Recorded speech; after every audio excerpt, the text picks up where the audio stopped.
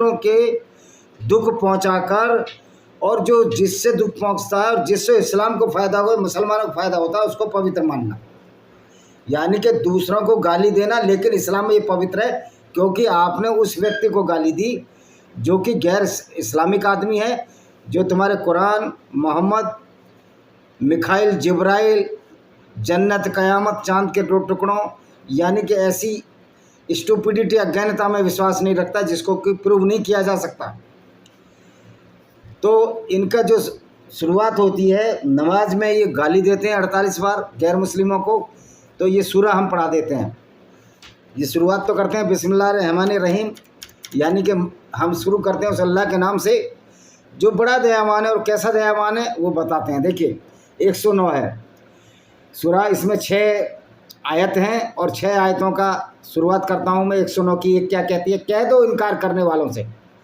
अब ये यहाँ नमाज पढ़ रहे हैं, लेकिन जो इस्लाम को नहीं मानते, जो गैर मुस्लिम हैं, उनसे इनको क्या चिढ़ है, उनसे क्या चुल है। तो इसी को नेगेटिव विचारधारा कहते हैं। भाई तुम अपनी बात करो ना, तुम अपने मोहम्मद को सिर पर रखो, कहीं भी रखो, इज्जत दो, लेकिन आप ये हमसे क्यों उम्मीद करते हैं कि जो मोहम्मद गैर मुस्लिमों को गाली देता था, गैर मुस्लिमों को कत्ल करने की आयतें खुद बनाता था।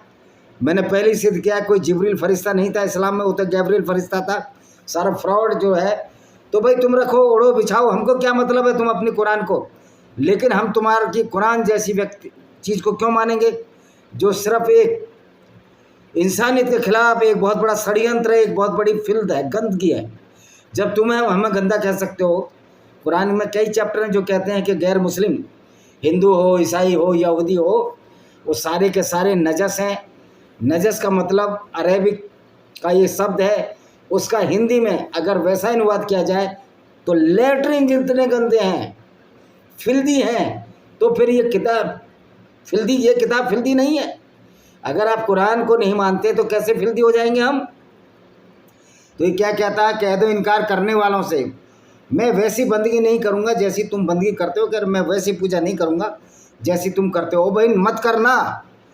तेरे से किसने पूछा कि तू ऐसी पूजा कर, वैसी पूजा कर?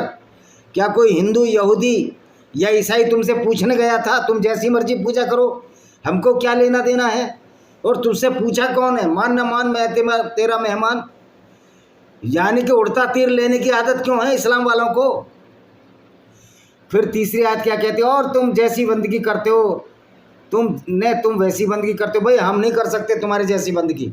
एक झूठे अल्लाह को और उस अल्लाह के नाम से उस झूठे नबी को जो